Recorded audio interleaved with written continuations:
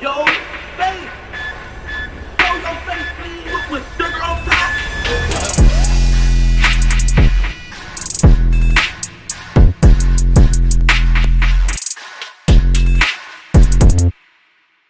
Hey, what's up, y'all? Y'all know my slogan. I don't know it all,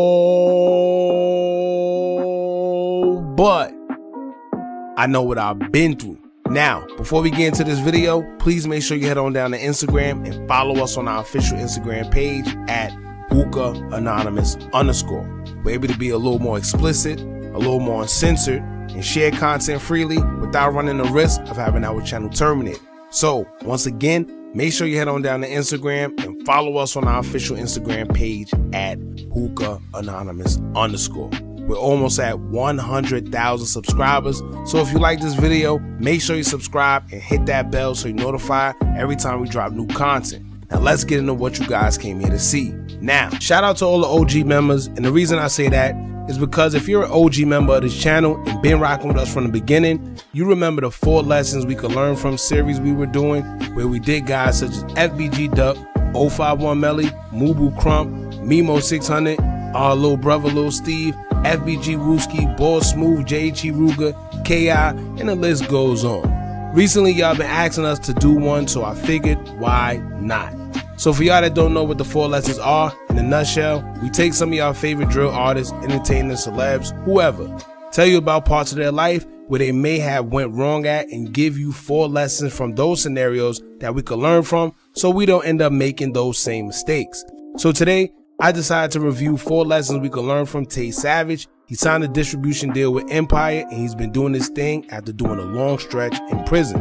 And from his actions, it's certain things we could learn from his life where we wouldn't have to go through the same things that he did. A lot of people glorify the drill culture, and that's cool, but I also feel like they only get to see the fun parts. The notoriety, the girls, the partying, the money, the attention, but they don't get to see the end result until it's too late, which happens to be jail and or death. But once again, at that point, it's way too late. Now, TAY Savage has an interesting story that I feel is important to highlight because he also has a following that is very interested in his story. Now, Dwayne Timberlake, aka TAY Savage, born July 11, 1991, is a member of the BD set Welch World, which is named after his late best friend, Anthony Welch. TAY Savage is from the Rock Island area of Chicago, but will move to an area known as the Low End. He described that the streets is just something that's a part of him, and it gives him a rush. With a mentality like that, it's no wonder TAY would be known as Chiraq's bully. It's been said that TAY was known to carry around more than one weapon, particularly a 30, bully other guys who are supposed to be bully as well, including robbing any and everything on sight. Pretty much, if he wanted it, he's going to take it. That's a reputation that TAY Savage built for himself, but with that reputation will also bring repercussions as well. TAY Savage has been shot and shot at on more than one occasion, where one of those occasions will leave him in the hospital, which came around the same time his best friend Anthony Welch was killed, May 16th, 2010. Now, TAY Savage didn't take his death lightly at all. His reputation would get worse after allegations were spread of a killing spree TAY was accused of when his best friend Anthony Welch was shot and killed. As retaliation, TAY Savage was accused of killing both suspects that had a role in Welch's demise. Princess Streeter, aka Cess, and Christopher Daniels, aka Neef, both of 757, was killed back in 2011, just 2 months apart. Rumor has it that Cess was the driver the night Welch was killed, so on February 5th, 2011, TAY Savage and his accomplice were riding in the car when they allegedly saw Cess get in her car and drive away from a club on 87th Street and drive to another club on 75th Street. Once Cess parked and exited her car, allegedly, TAY Savage was accused of hopping out his car and began to shoot Cess multiple times. A witness would say that he shouted out, quote, "I told you," as he would stand over her and continue shooting. Cess was taken to Northwestern Memorial Hospital, where she was pronounced deceased. She suffered gunshot wounds in her stomach, back, legs, and her chest. Neef will also meet his demise, where TAY Savage, allegedly also the accused shooter as well, on April 10, 2011, just 2 months after Cess. Neef was sitting in traffic at a light waiting for it to change at approximately 7 p.m. Allegedly, TAY Savage was in a vehicle in front of his and would hop out and begin firing at Neef's vehicle.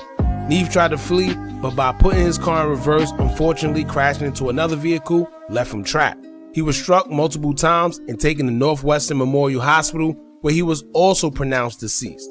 He was just 22 years old. Now here's where the legacy of Tay Savage would begin, because although he was arrested and charged for both of the bodies of Cess and Neef, Tay Savage faced 2 separate trials, which means he was facing 2 separate counts of murder. When it seems as if Tay would spend the rest of his life in jail, Tay Savage would do the unthinkable and beat both murders at trial after the juries on both cases would come back with a not guilty verdict in less than just 1 hour. Now, Cess had a daughter who is now a Chicago rapper who goes by the name of Blazing Dog. Tay would troll Blazing Dog in a 16 Shot 'em interview where he would talk about pushing Blazing Dog's music, saying it's the least he could do, although he's accused of killing her mother. I had noticed was one of the murders you had beat with the session. Her daughter, a rapper, and you had reposted her music. Was it like a reason behind that? Yeah, I just want to support her. That's the least I could do. Try to get her music out there. She started doing her thing, but If y'all want to see that full interview, y'all head over to 16's page where you can see the full interview there. Now, although he beat those 2 bodies, Tay Savage and Trouble will still intertwine with each other because Tay will be arrested and charged with armed robbery after an incident happened on July 16, 2013. Tay Savage was accused of being one of 2 men associated with robbing 2 guys on East Brown Avenue. One of the victims identified Tay Savage as being one of the suspects in the robbery, and as a result, Tay Savage took a plea deal where he served 8 years and 9 months. Tay Savage will serve his time and hit the streets again March 17, 2022. With all that Tay Savage has been through, I feel it's a few things we can learn from Tay Savage in his life, being that he's found success through all the turmoil, from being known for being a bully to bullying his way in the music industry. So make sure y'all subscribe, and if you want me to continue this 4-lesson series, like this video, make sure you let me know in the comments who you want us to do a video on as well next. So now that you know a little about Tay Savage, without further ado, let's get straight into it. Lesson number 1, keep your friends close and your enemies closer. Recently, we got to see something rare happen between 2 guys who identify as ops in Chicago, and that's them pushing peace coming from the opposite sides of the gang culture. It's so bad to the point that FYB J-Man explains that there was a time where Tay Savage allegedly shot at him before in the past, meaning that if this is in fact true and them shots landed, J-Man wouldn't be here with us today, nor would they be able to get to the point where they both could be out here advocating for peace. Now, in the 48 Laws of Power, the 2nd law says, quote, never put too much trust into friends, learn how to use enemies. Then the description says, quote, friends are more likely to betray you in haste as they are more prone to envy. However, if you hire a former enemy, they will prove themselves more trustworthy as they have more to prove. Consequently, you have more to fear from friends than your enemies. And with that being said, we seen Tay Savage and FYB J-Man come together at the start of the push and peace culture, showing a different side of Chicago. It sparked the start of something because after they would come together and do skits, guys such as Memo 600 and J.H.E. Ruger will also put their differences aside and agree to come together with each other during a clubhouse interview. Those 2 also have history of dissing each other, as well as their siblings, where both of their brothers were even into it with each other, where allegedly Ruger's brother would be the suspect in Memo's brother's passing, allegedly. Now, with Tay Savage coming together with J-Man, it not only displayed a good example to the youth coming up in Chicago that they could put their differences aside too, but it also boosted him up notoriety-wise, as many blogs and people on social media now know who Tay Savage is. Aside from his music, he's known as one of the guys who's advocating for peace, as he would do a slew of interviews including 16 Shot 'em Visuals and No Jumper with Adam 22. So it's safe to say that him linking up with FYB J-Man, who was once an op, did more good than bad, and it takes a real leader to do something just like that. I'm sure there's friends that's probably looked at him funny, or people that told him that it wouldn't be a good move. But despite the noise, Tay actually did it, and honestly the way they've acted towards each other, you would have sworn that J-Man and Tay Savage been friends all their lives. So whether it was genuine or not, hopefully it sparked something amongst the younger generation and others to put the BS aside, get money, and leave the beef behind them. Now that about wraps it up for lesson number 1. let's move on to lesson number 2, which is something else we could learn from Tay Savage throughout his journey. Now, lesson number 2, it's never too late. Capitalize off your mistakes. Now, like I mentioned earlier, Tay Savage went through a lot in his earlier years. At just the age of 32, you would have thought that Tay Savage was much older when you heard everything he's been through. Tay Savage was facing 2 homicides and an armed robbery charge, making it 3 cases he was fighting all at once, and still stood strong through it all. Tay faced 20 years and ended up doing 8 and coming home to being a successful rapper, signing a distribution deal with the label. Most people, when they do time, especially a stretch close to 10 years, they think it's all over. They miss a lot of time on the outside, they miss a lot of time with their kids and family, and they just think that life is over because they feel so behind.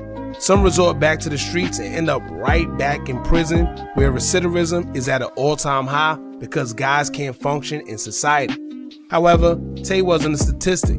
He was placed back into the same habitat and around the same people, making it easier for him to fall right back into the loop. However, he capitalized off the situation and the people he knew and became a rapper, doing something successful with himself. Before going to prison, Tay wasn't no rapper. I don't even think he cared about being a rapper. But as he would come out and link up with old friends such as Lil Reese, it would only make sense for him to go and rap, being that he has the connections. So now, Tay Savage is not only performing at venues, but he's putting out music and providing for his family, whereas he no longer has to worry about being in the street and risking his life anymore. He turned a negative into a positive in a situation where most people would think that he was done.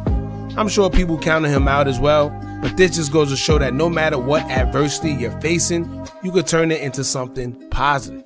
There's people out there that may feel like there's no hope, or that things just will never work out for them because they got a felony on their record, or they've been away for too long. But hopefully, this becomes an inspiration for them enough to push them to realize that if Tay Savage could do almost 10 years, come home and be successful, then they can too. So understand, y'all, that everything isn't a loss. Those L's could be turned into lessons depending on your mindset. We all hit trials and tribulations, and some even hit rock bottom, but it's only considered a fail if you quit. So don't give up, y'all. Now that's lesson number 2. Let's get into lesson number 3, something that a lot of us face even to this day, including myself. Now lesson number 3, the devil is always lurking. Now, just as I expressed all the success Tay Savage has reached upon his arrival back into the free world, as we know, you can never have good without the bad. It's just universal law, and that's the balance of life. Although Tay Savage has gotten to the free world in less time than expected, got out and signed a distro deal, making money and providing for his family, that doesn't mean that the devil still isn't lurking. A lot of us fall victim to temptation, and oftentimes when things are going real good for us, it's always something lingering somewhere in the shadows to pull us right back into our old ways. Recently, Tay Savage and 051 Kiddo would get into a back and forth on social media, and it started when 051 Kiddo would put out a video where a clip of him included him kissing his girlfriend that held him down while he was in prison. Tay Savage will comment on it during his Instagram story, saying, quote, "You did all that time to come home to something like that? You came home kissing a linebacker in your video." Now, most people would say that Tay Savage started it, but when 051 Kiddo got out of jail, he came out and started dissing everything moving like it was 2012 all over again, and I think that's what prompted Tay Savage to say what he said. Tay Savage isn't a saint neither, because recently he would fall into the trap of distraction by recently pulling up to a St. Regis hotel that 051 Kiddo was allegedly at, looking for him and TTB Nez. What that is? Tobacco.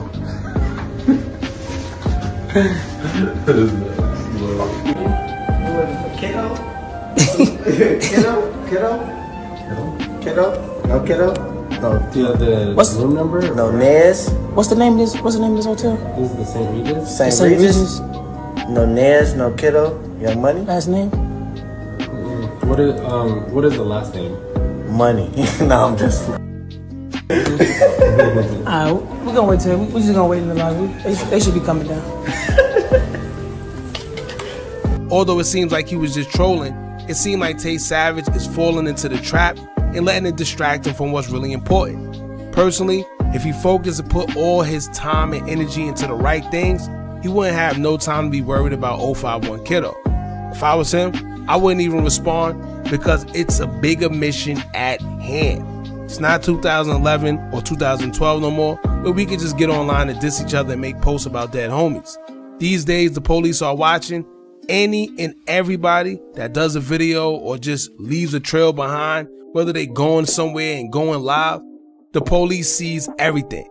Temptation is easy to fall into, especially with the world watching and the world we're in, but I hope Tay Savage don't get tricked off the streets. He's making money now legally, he can provide for his family, and just stay out the way. There's power in silence. I wouldn't even respond to anybody saying a thing because he knows firsthand what it's like to be away from his family and friends for years. So don't get tricked off the street over something so minuscule where the repercussions outweigh everything. Now this lesson is one of the most important ones because this is something I see all the time, including with myself. People start doing good, and once they do good, the devil is always there lurking to try and disrupt you. If you're weak, you give in. But if you're strong enough to embrace it and pay it no mind, then nothing can stop you. No matter what's thrown your way, just know that whenever success comes your way, you'll be tested every time you reach a new level. So it's up to you to be aware of that and ignore it before it costs you everything that you work so hard for. So that's lesson number 3, y'all. A very, very important one. And this last lesson is short, but very impactful at the same time. So last but not least, let's get into it. Lesson number 4, surround yourself around like-minded people. Now I started to say surround yourself around successful people, and although that is true too, we don't always have very successful friends to surround ourselves around. However, we do have the access to surround ourselves around people who are like-minded just like us and have the same goals in mind. This is important as well because a lot of us become a product of our environment, whether we like to admit it or not. Depending on your environment, you can land yourself in trouble and right back to prison, or you can continue being successful around like-minded people. So why is that important? Well, as we seen with Tay Savage and how he got out, we mainly see him around Lil Reese. We see Tay Savage in a couple of videos and interviews with Lil Reese, getting his face familiar to the public. Then, once it was his time, he would start rapping, and now he's doing his own interviews.